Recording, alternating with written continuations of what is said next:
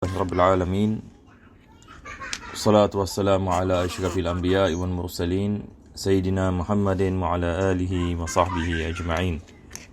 Alhamdulillah, kita memulakan pengajian kita pada malam ini dengan kita memanjatkan kesyukuran kepada Allah Subhanahu wa taala dapat kita menyambung pengajian pada hari ini. Mudah-mudahan Allah Subhanahu wa taala menjadikan pengajian ini pengajian yang barakah, yang mana dengannya dosa-dosa kita diampunkan. Mudah-mudahan Allah SWT mengabulkan segala hajat dan menjadikan kita di antara hamba-hamba yang bertakwa. Amin ya Rabbal Alamin. Maka pada pengajian kita yang lepas, kita sedang membicarakan berkenaan dengan syarat-syarat kewajipan solat. Dan akhir sekali kita membicarakan berkenaan dengan masalah apabila penghalang itu menghilang dan penghalang mendatang. Bagaimana kita mengatakan diwajibkan seseorang itu melakukan qada kalau sekiranya penghalang menghilang walaupun pada masa beberapa saat sebelum masuknya waktu yang seterusnya.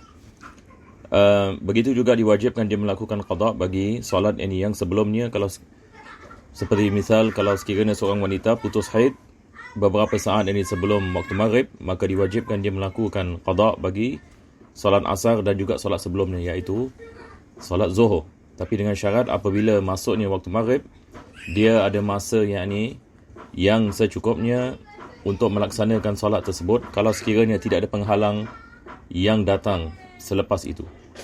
Jadi kalau sekiranya dia suci daripada haid ini misalan sebelum maghrib, dan selepas itu tidak ada apa-apa penghalang yang datang selepas itu, maka diwajibkan dia melakukan qada ini bagi asar dengan zuhur. Melainkan kalau sekiranya ada penghalang yang mendatang sekali lagi, yang mana dia tidak ada masa untuk melakukan solat ini bagi solat qada tersebut. Seperti dia menjadi gila sebagai misal, dia suci daripada haid beberapa saat sebelum maghrib, dan selepas ini 10 minit ini sebagai misal, dia datang gila.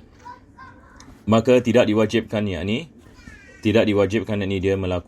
dia melakukan qada, melainkan ini bagi ini satu solat sahaja. Sebab itu adalah masa yang mana dia dapat melakukan hanya satu salat. Jadi ini yang kita membicarakan pada minggu yang lepas. Hari ini insya-Allah kita akan masuk kepada fasal yang membicarakan tentang azan dan iqamah. Jadi insya-Allah boleh satu orang baca.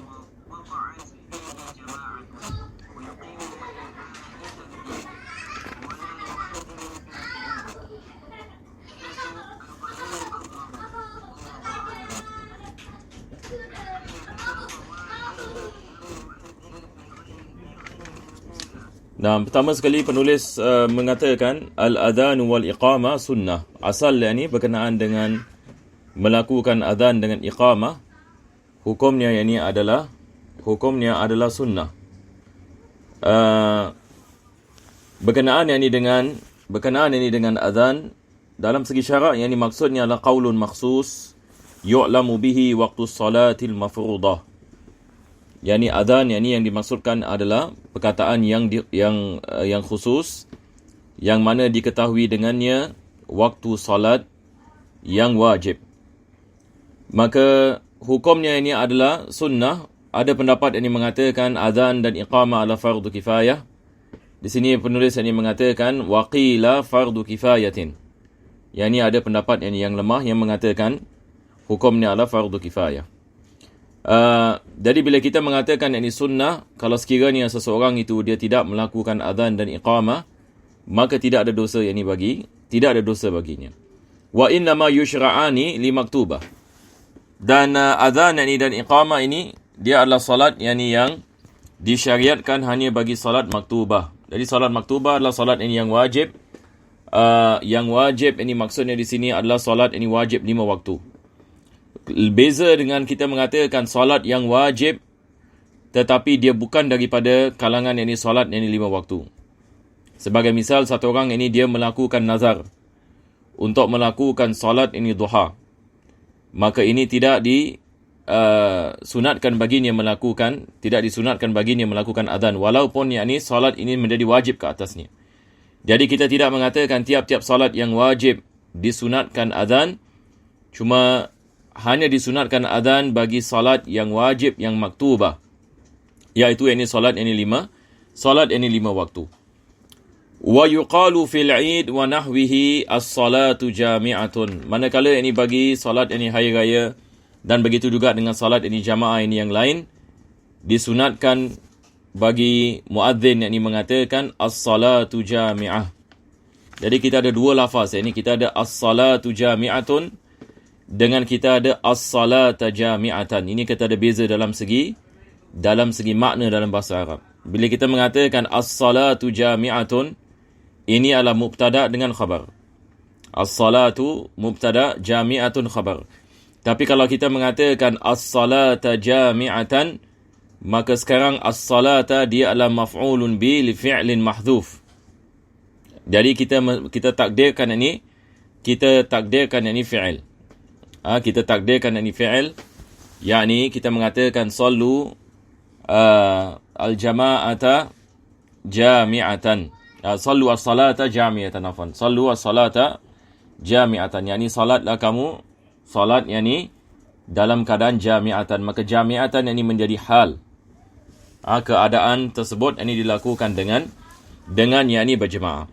Jadi kalau sekiranya dia salat hari raya, salat hari raya Idul Fitri, salat hari raya Idul Adha, maka disunatkan kita mengatakan as-salatu ataupun as-salata jami'atun ataupun jami'atan. Selepas itu ini penulis ini beliau mengatakan wa yarfa'u sautahu illa bimasjidin waqa'at fihi jama'atun. Maka disunatkan bagi seseorang ini apabila melaungkan azan, maka dia mengangkat ini suaranya. Kecuali di masjid yang telah berlalu jamaah. Kecuali kalau sekiranya dia melakukan azan ini di masjid yang telah berlalu jamaah. Apa yang dimaksudkan ini yang telah berlalu jamaah? Yakni maksudnya kalau sekiranya kita berada di masjid dan jamaah pertama telah menghabiskan solat mereka. Misalnya ini solat Isyak. Jadi kita sampai masjid lambat. Bila kita sampai kepada masjid, jamaah pun dah habis. Dan orang sudah keluar daripada masjid. Jadi kita nak melakukan solat Isyak berjamaah. Maka dalam keadaan seperti ini tidak disunatkan kita melaungkan azan dengan suara yang kuat. Dalam keadaan seperti ini tidak kita melaungkan azan dengan suara yang kuat. Disunatkan kita melaungkan azan, akan tetapi disunatkan kita melaungkan azan dengan senyap. Setakat yakni jamaah kita dengar saja. Tidak disunatkan kita mengangkatkan suara. Apa sebabnya? Sebab kalau kita mengangkatkan suara, ini dapat menyebabkan kekeliruan yakni dengan jamaah yakni yang di luar masjid. Menyebabkan kekeliruan ini pada jamaah yang berada di luar masjid. Ini cuba bayangkan, kalau sekiranya waktunya singkat tidak ada masalah. Ini kita mengatakan kalau sekiranya misalan jamaah yakni yang pertama sudah melakukan salat pada awal waktu Isyak. Yakni Isyak misalan 8.30 malam. Maka jamaah ini yang pertama yakni telah melakukan salat pada 8.30. Jadi apabila pukul 9 mereka keluar daripada masjid. Kita sampai masjid misalan pukul 11 malam. Jamaah yang kedua sampai masjid kepada pukul 11 malam. Dalam keadaan seperti ini tidak disunatkan bagi jamaah yang kedua ini untuk melaungkan azan dengan mengangkatkan suara. Apa sebabnya? Sebab kalau mereka melakukan sedemikian, ini boleh menyebabkan kekeliruan kepada orang yang berada di luar. Sebab mungkin jamaah yang pertama ada daripada mereka sudah tidur misalan. Jadi apabila mereka mendengar azan sekali lagi, mereka mungkin menyangkakan ini adalah azan subuh. Mereka menyangkakan ini adalah azan subuh. Itu sebab tidak disunatkan bagi jamaah seperti ini untuk dia melaungkan azan. Ini yang kita lihat, ini penulis ini beliau mengatakan beliau mengatakan wa yarfa'u sautahu illa bimasjidin waqa'at fihi jama'ah. Jadi disunatkan dia mengangkat suara kecuali kalau sekiranya dia berada di masjid yang sudah berlalu jamaah. Yakni jamaah pertama ini sudah melakukan salat. Maka jamaah yang seterusnya tidak disunatkan mereka melaungkan azan dengan kuat disebabkan ia boleh menyebabkan kekeliruan. Sebelum itu saya terlepas ini satu perkara ya. Sebelum itu kita lihat ini dalam matan penulis ini setelah dia mengatakan as-salatu jami'atun, saya boleh terlepas ini jumlah ini. Apa dia mengatakan? Wal jadidu nadbuhu lil munfarid. Wal jadidu nadbuhu lil munfarid. Di sini kita ada khilaf di antara qaul jadid dengan qaul qadim. Berkenaan dengan kalau sekiranya seseorang itu nak melakukan salat sendirian. Kalau sekiranya seseorang itu dia nak melakukan salat ini sendirian. Adakah disunatkan yakni dia melaungkan azan? Adakah disunatkan yakni dia melaungkan azan? Maka di sini Al-Imam An-Nawawi ini mengatakan mengikut yakni pendapat jadid disunatkan dia melaungkan azan walaupun dia munfarid. Munfarid maksudnya dia melakukan salat yakni sendirian. Manakala muqabil qaul jadid seperti mana kita mengetahui Imam Nawawi bila dia mengatakan al-jadid kadza yakni muqabil al-qadim khilafuhu. Maka qaul qadim tidak disunatkan. Qaul qadim ini tidak disunatkan yakni bagi munfarid untuk melaungkan azan. Sebab ini kita ada khilaf di antara qaul jadid dengan qaul qadim adalah berkenaan dengan memahami illah. Adakah azan ini kita melakukan azan kerana salat ataupun kerana waktu? Adakah kita melakukan azan kerana salat ataupun kerana waktu? Kalau sekiranya kita mengatakan azan itu disunatkan kita melaungkannya kerana salat, maka disunatkan kita melakukan yakni azan sama ada kita nak melakukan salat yakni sendirian ataupun yakni salat yakni jamaah, sama ada kita melakukan salat adaan ataupun kita melakukan salat qadaan. Tetapi kalau sekiranya kita mengatakan azan itu disunatkan kerana waktu, maka ia hanya yakni disunatkan kalau sekiranya salat itu salat adaan dan bukan kalau sekiranya salat itu adalah salat yakni qadaan. Dan begitu juga yakni bagi jamaah. Maka tidak disunatkan kalau sekiranya azan itu dilaungkan yakni bagi yakni seorang yang melakukan salat. Jadi di sini pendapat yakni al-Imam Syafi'i dalam qaul yakni al-jadid, maka beliau mengatakan disunatkan dia melaungkan azan walaupun dia dalam keadaan yakni sendirian. Jadi ini adalah perkara yang pertama yang beliau sebut. Nanti insya-Allah selepas ini beliau akan membicarakan ini tentang ini perkara yang bersangkut paut ini dengan waktu. Jadi tadi kita mengatakan wa yarfa'u sautahu. Disunatkan baginya untuk dia mengangkatkan suaranya. Dan kita ada hadis Nabi SAW berkenaan ini dengan perkara ini. Dan hadis ini merupakan hadis yang masyhur, yang mana Nabi SAW seperti mana diriwayatkan oleh Imam Bukhari,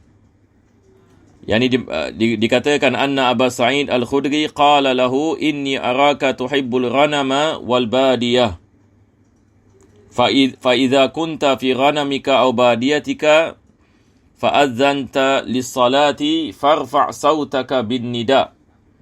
Nabi SAW mengatakan kepada Abu Sa'id Al-Khudri, apabila kamu berada di padang pasir di tempat kamu, maka hendaklah kamu mengangkatkan suara kamu apabila kamu melaungkan azan. Apa sebabnya? Sebabnya Nabi mengatakan fa innahu la yasma'u mada sautil muadzin jinnun wala insun wala syai'un illa syahida lahu yaumal qiyamah. Tidak ada manusia dan jin dan begitu juga dengan makhluk ini yang lain kecuali mereka akan menyaksikan keimanan orang yang melaungkan azan. Jadi apabila seseorang itu mengangkatkan suaranya, maka tiap-tiap makhluk yang mendengar suaranya akan bersaksi baginya pada hari kiamat. Apalagi ini zaman sekarang, ini kita ada misalan mikrofon dan sebagainya, maka yakni makhluk-makhluk ini yang lain seperti jin, begitu juga ini dengan binatang-binatang dan sebagainya, mereka menyaksikan bagi muadzin atas keimanannya apabila dia melaungkan adzan. Dan kadang-kala yakni benda ini berlaku, ini pernah dikisahkan di Yaman. Ada seorang ini dia pergi ke kawasan gunungan dan dia melaungkan adzan. Jadi apabila dia melaungkan yakni adzan, dia mendengar jin yakni menyahut yakni azan. Jadi apa yang berlaku adalah dia terus yakni lari. Sebab dia punya suaranya sangat kuat. Jadi kadang-kala yakni ada orang yakni misalan yakni dia dapat dengar sahutan daripada jin yakni dengan yakni malaikat. Sebab yakni di mana saja yakni kita pergi, ada yakni makhluk-makhluk ini yang wujud yakni seperti ini. Maka mereka juga yakni menjawab yakni azan, mereka juga mendengar yakni azan kita, dan mereka juga yakni boleh bermakmum yakni dengan salat yakni manusia. Jadi ini adalah hadis yakni berkenaan yakni dengan disunatkan dia melaungkan azan. Selepas itu penulis yakni beliau mengatakan wa yuqimu lil faitah.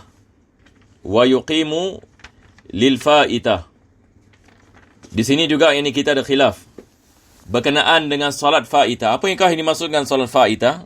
Dalam bahasa kita panggil apa? Salat qada. Sekarang kalau kita nak melakukan salat qada, adakah disunatkan kita azan dengan iqamah ataupun kita azan sahaja ataupun iqamah sahaja? Maka di sini kita ada khilaf dalam madhab. Maka penulis ini dia kedepankan pendapat ini al-jadid. Pendapat al-jadid ini mengatakan tidak disunatkan azan kalau salat itu adalah salat yang qada. Tidak disunatkan ini azan kalau sekiranya salat itu adalah salat yang qada. Jadi apa dia buat? Wa yuqimu lil faitah. Dia hanya melakukan iqamah sahaja. Wala yu'adzin. Dan dia tidak melaungkan azan. Fil jadid. Jadi ini pendapat apa? Pendapat jadid. Betul ke tidak? Ini adalah pendapat yang ini madhab al-jadid. Lihat apa Imam Nawawi mengatakan. Qultu. Dia mentarjihkan qadim.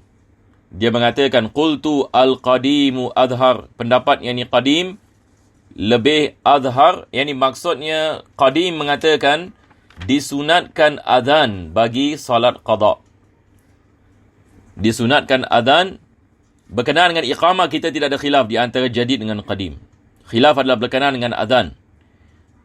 Maka Al-Imam Nawawi beliau mentarjihkan pendapat qadim atas jadid. Ini adalah salah satu daripada 18 masalah pendapat qadim ditarjihkan daripada pendapat jadid. Mungkin antum boleh lihat balik nota-nota kita dulu bila kita membicarakan berkenaan dengan kitab Sulam kan. Jadi pendapat ini adalah pendapat yang azhar. Dan ini adalah pendapat dalilnya ini lebih kuat. Kita ada hadis yang ini berkenaan dengan perkara ini. Hadis berkenaan yang ini dengan Nabi SAW. Pernah yang ini satu kali, apa yang ini yang berlaku adalah beliau keluar yang ini bersama sahabat-sahabatnya. Dan ini disebutkan oleh Al-Imam Khatib Syirbini dalam apa kita mengatakan dalam syarah Mughnil Muhtaj. Hadis ini yang diriwayatkan oleh Imam Muslim, yang mana beliau mengatakan li'annahu sallallahu alaihi wasallam lamma nama fil wadi wa ashabuhu hatta tala'ati syams. Yang ini pernah berlaku Nabi SAW dengan para sahabatnya dalam berjihad. Mereka pada waktu malam mereka tidur di sebuah lembah. Maka Nabi SAW menanyakan kepada sahabatnya, siapa yang boleh jaga pada malam ini? Siapa yang boleh jaga pada malam ini? Jadi Bilal radhiyallahu an volunteer. Dia mengatakan, ana ya Rasulullah. Maka Nabi SAW mengingatkan kepadanya supaya mengejut yang lain apabila nak tiba waktu subuh. Tetapi apa yang berlaku adalah kesemua mereka tidur hatta tala'ati syams. sehingga yakni matahari terbit. Disebabkan kepenatan yang sangat dahsyat. Ini yang beliau mengatakan, fasaru hatta irtafa'ati syamsu summa nazala sallallahu alaihi wasallam fatawadda'a summa azzana Bilalun radhiyallahu an. Jadi apa yang berlaku adalah apabila matahari dah naik, dalam riwayat yang lain mengatakan kepanasan matahari mengejutkan mereka.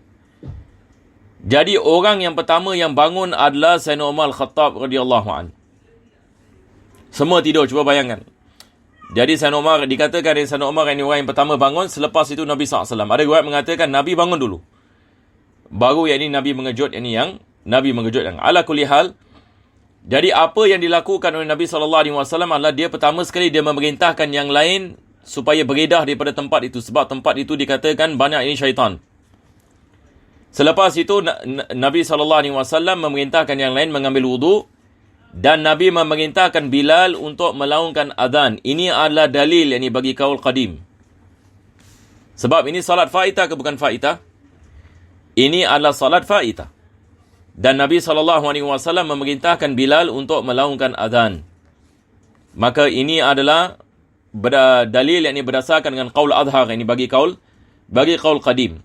Fasalla sallallahu alaihi wasallam raka'ataini summa salla salatal ghada'i fasana'a kama yasna'u kulla yaum. Jadi setelah mereka melakukan azan iqamah, maka mereka melakukan salat yang ini tersebut. Jadi itu sebab hari ini kita mengatakan satu orang kalau tertidur subuh misalan dan dia nak melakukan qada, disunatkan azan. Tetapi solat subuh ini azan kita ada apa? Kita ada taswib. As-salatu khairun minan naum. Cuba bayangkan satu orang ini dia tertidur subuh. Dia bangun pukul 8 pagi. Dan dia nak melakukan salat ini pada 8.30 pagi. Disunatkan dia melaungkan azan. Tetapi tidak disunatkan dia mengangkatkan suaranya. Betul ke tidak? Sebab dia sendiri nak melakukan salat ini. Disunatkan dia azan dan disunatkan dia iqamah. Adakah disunatkan dia melakukan taswib? Adakah disunatkan dia mengatakan as-salatu khairum minan naum? Jawapannya adalah disunatkan. Apa sebabnya? Sebab mengingatkan kepada dirinya supaya tidak melakukan kesilapan itu lagi. Yakni salat itu lebih baik ini daripada tidur. Ini maksudnya pahala salat ini Allah Subhanahu Wa Taala memberikan lebih besar ini daripada kenikmatan tidur. Jadi disunatkan iqamah, disunatkan azan. Fa in kana fawaitu lam yu'adzin li ghairil ula. Kalau sekiranya dia ada beberapa solat qada, yakni dia nak qada subuh, zuhur, asar, maghrib, isyak, maka cukup dia azan yakni satu kali. Kalau sekiranya dia melakukannya dengan mualah. Apa maksudnya? Yakni maksudnya selepas solat subuh, lepas itu dia nak melakukan solat zuhur. Lepas itu solat asar. Lepas itu solat maghrib. Maka disunatkan satu kali. Tapi kalau sekiranya dia azan untuk solat subuh, selepas solat subuh dia melakukan qada qabliyah zuhur. Dia melakukan qada yakni qabliyah. Dia nak melakukan qada yakni qabliyah zuhur. Maka dalam keadaan yang ini seperti ini, dia boleh yakni melakukan azan. Dia boleh yang ini melakukan adhan yang ini bagi salat zuhur. Begitu juga sebelum ini dia melakukan salat asar, dia melakukan qabliyah asar. Maka dia melakukan adhan yang ini bagi salat asar. Jadi apa bezanya? Bezanya ada fasl. Kalau sekiranya ada fasl, maka dia melakukan adhan bagi tiap-tiap waktu. Tapi kalau sekiranya dia melakukan salat yang ini terus, maka dalam keadaan seperti ini, dia hanya yang ini melakukan yang ini salat yang ini satu kali. Azan yang ini satu kali. Dan ini juga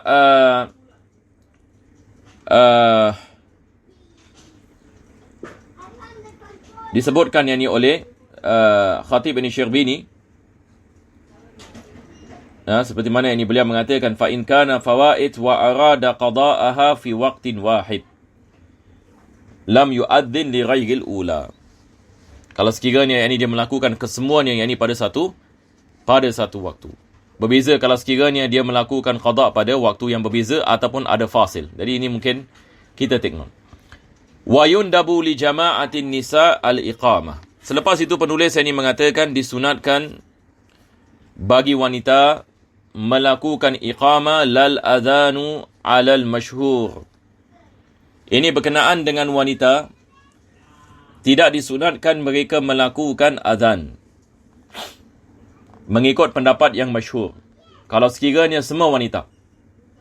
Jadi kita bayangkan yang ini, misalan kita ada di sebuah rumah. Dalam rumah itu semua wanita dan mereka nak melakukan salat.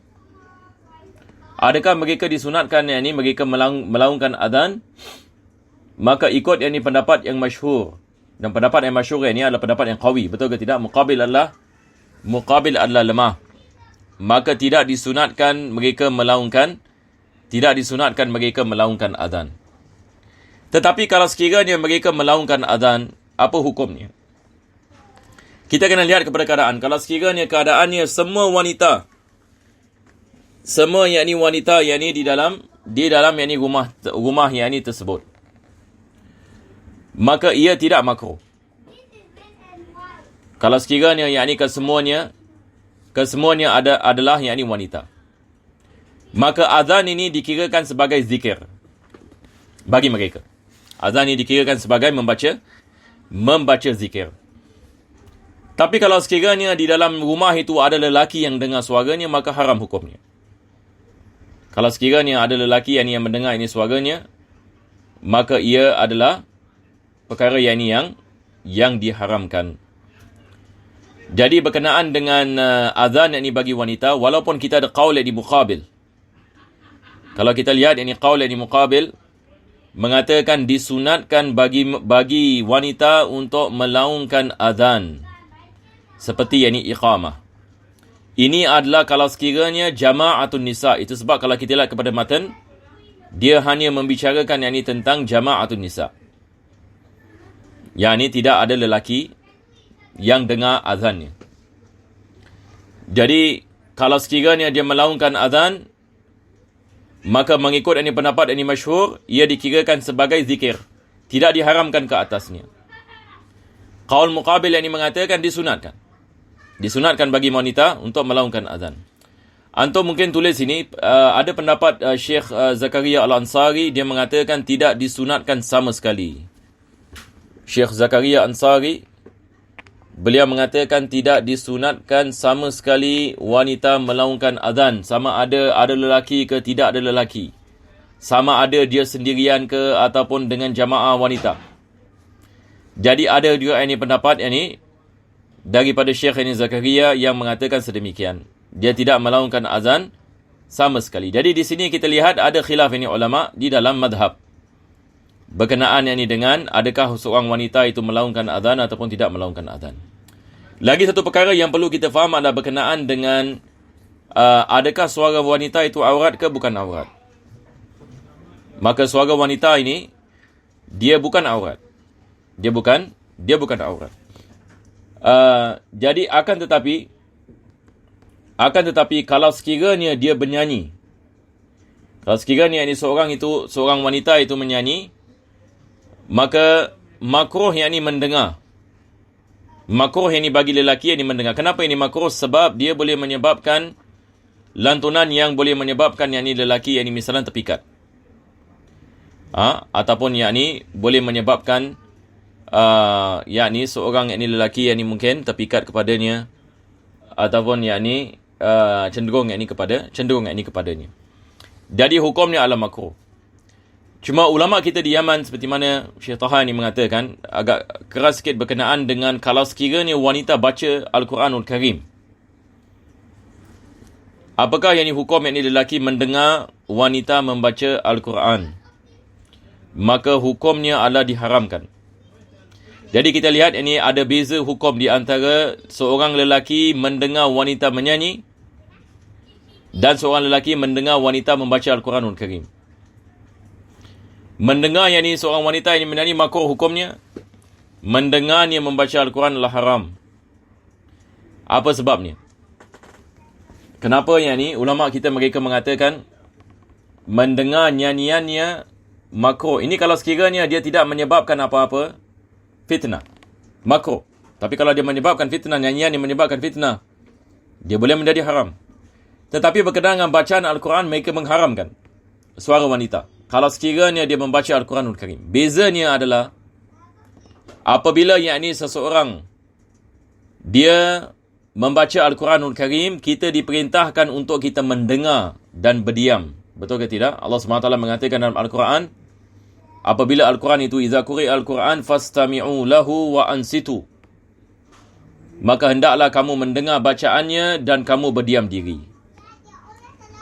Jadi apabila seorang wanita membaca Al-Quran, dia berbeza hukumnya dengan dia menyanyi. Sebab kalau menyanyi, tidak disunatkan seorang itu mendengar ataupun diwajibkan. Tetapi berbeza kalau sekiranya dia membaca Al-Quranul Karim. Maka itu sebab ini ulama-ulama kita mengatakan diharamkan ini ke atasnya dalam membaca Al-Quran. Ini perbezaannya di antara suara wanita apabila dia menyanyi dengan suara wanita apabila dia membaca Al-Quranul Karim. Taib. Selepas itu penulis mengatakan wal adhanu masna. Ini seperti mana kita tahu lafaz adhan, Allahu Akbar, Allahu Akbar, Allahu Akbar, Allahu Akbar. Ini dimasukkan dengan masna, dua-dua. Asyhadu an la ilaha illallah, asyhadu an la ilaha illallah. Berbeza dengan iqamah. Iqamah ini dia furada. Ini yang dimaksudkan dengan perkataan masna. Wal iqamatu furada. Al-iqamah furada. Illa lafzal iqamah. Yani lafzal iqamah bila kita mengatakan qad qamatis salah. Qad qamatis salah. Yani maksud daripada qad qamatis salah, qad karubatis salah. Yani salat sudah hampir dilaungkan. Salat sudah hampir didirikan. Qad qamatis salah ini apa maksudnya? Maksudnya adalah salat itu sudah dekat akan didirikan. Ini yang dimaksudkan dengan qad qamatis salah. Maka di dalam iqamah disunatkan kita melaungkan qad qamatis salah 2 kali. Wa yusannu idrajuha wa tartiluhu. Kita ada perkataan idraj di sini. Idraj dia adalah membaca 2 ayat dengan satu lafaz. Dia adalah membaca dua ayat dengan satu nafas. Manakala tartil membaca 1 ayat dengan 1 nafas. Ini beza di antara azan dengan iqamah. Beza di antara azan dengan iqamah. Jadi apabila kita melakukan iqamah, kita mengatakan Allahu Akbar, Allahu Akbar. Jadi ini adalah kita melakukannya dengan 1 nafas. Jadi dua ayat. Allahu Akbar, Allahu Akbar. Manakala azan, tidak disunatkan kita membaca 2 ayat dengan 1 nafas. Tetapi tiap-tiap ayat dalam azan kita baca dengan 1 nafas. Allahu Akbar, Allahu Akbar, 1 nafas. Selepas itu kita mengambil nafas baru. Itu sebab beza di antara azan dengan iqamah. Tidak disunatkan kita azan dengan cepat. Tidak disunatkan kita azan dengan cepat. Berbeza dengan iqamah. Sebab iqamah orang semua sudah sedia nak melakukan salat. Berbeza dengan azan. Azan ini kita nak melaungkan kepada di luar. Kita nak memberitahukan kepada orang yang waktu salat sudah masuk. Yang waktu salat sudah masuk. Jadi azan ini bezanya adalah disunatkan kita tartil dalam azan, manakala iqamah disunatkan kita melakukan idraj. Taib. Selepas itu penulis membicarakan berkenaan dengan sunnah-sunnah bagi azan dengan iqamah. Jadi beliau mengatakan wa yusannu idrajuha wa tartiluhu. Jadi tartil kita faham apa maksudnya. Daripada makna tartil juga lafaznya juga ini mesti betul. Lafaznya, makhrajnya dan sebagainya. Disunatkan kita melakukan tarji'. Apakah yang dimaksudkan dengan tarji'? Tarji' ini dia adalah ulangan. Perkataan tarji' asal daripada perkataan raja'ah. Jadi kita kembali kepada awal. Jadi bila kita mengatakan Allahu Akbar, Allahu Akbar, Allahu Akbar, Allahu Akbar, maka sekarang masanya kita melakukan tarji'. Jadi kita baca dengan pelan. Asyhadu an la ilaha illallah, asyhadu an la ilaha illallah, asyhadu anna Muhammadar Rasulullah, asyhadu anna Muhammadar Rasulullah. Lepas itu baru kita mengangkat suara. Asyhadu an la ilaha illallah, asyhadu an la ilaha illallah, asyhadu anna Muhammadar Rasulullah, asyhadu anna Muhammadar Rasulullah. Perbuatan ini dikenali sebagai tarji'. Walaupun ini zaman sekarang wallahu alam mungkin ramai yang tidak melakukan sunnah ini. Ini dikenali sebagai sunnatun mahjurah. Sunnah yang sudah ditinggalkan. Jadi ini adalah sunnah. Disunatkan kita melakukan tarji'. Ini adalah daripada hadis riwayat Imam Muslim daripada Abu Mahdurah. Abu Mahdurah ini sahabat Nabi SAW yang melakukan azan di Makkah dan Nabi SAW mengajarkan kepadanya tarji'. Yang berdasarkan riwayat ini. Jadi disunatkan kita melakukan tarji' dan disunatkan kita melakukan taswib. Jadi yang dimaksudkan dengan taswib ini adalah as-salatu khairum minan naum. As-salatu khairun minan naum. Yang ini daripada maknanya adalah bangun untuk solat itu lebih baik daripada tidur. Bangun untuk melakukan solat itu lebih baik daripada tidur. Maka disunatkannya kita melakukannya di dalam solat subuh. Selepas itu penulis ini juga membicarakan sunnah-sunnah yang lain. Seperti disunatkan bagi orang yang melakukan azan untuk melakukannya dalam keadaan berdiri dan menghadap kepada kiblat. Ini berdasarkan dengan hadis Nabi SAW memerintahkan Bilal radhiyallahu anhu. Yang mana Nabi mengatakan, "Qum ya Bilal fanadi bis salah." Bangunlah ya Bilal dan laungkan azan untuk solat. Dan diwajibkan tertib. Kita tidak boleh mengatakan misalan hayya 'alas salah, hayya 'alas salah, Allahu akbar, Allahu akbar. Lepas itu kita maksudnya kita mendatangkan hayya 'alatain, lepas itu kita datangkan takbir dan sebagainya. Kita nak ikut kepada tertib. Kita tak nak mula dengan Allahu akbar, Allahu akbar. Kita tidak boleh mula dengan wa asyhadu anna Muhammadar Rasulullah dan sebagainya. Maka tertib adalah wajib. Kalau tak tidak sah azan. Kalau sekiranya kita tidak melakukan dengan tertib, maka tidak sah.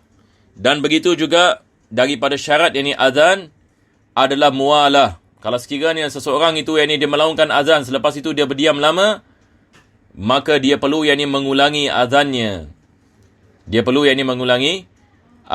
Maka mualah adalah wajib. Mualah adalah wajib, tapi berdasarkan kita ada qaul yang lemah mengatakan kalau sekiranya lama berdiam ataupun dia ada berbual di antara azan, maka itu tidak memutuskan azan, tapi ini adalah pendapat yang lemah. Wallahu a'lam bissawab. Insya-Allah pada minggu yang akan datang kita akan membicarakan tentang fasal yang seterusnya, yang mana penulis membicarakan tentang syarat muadzin.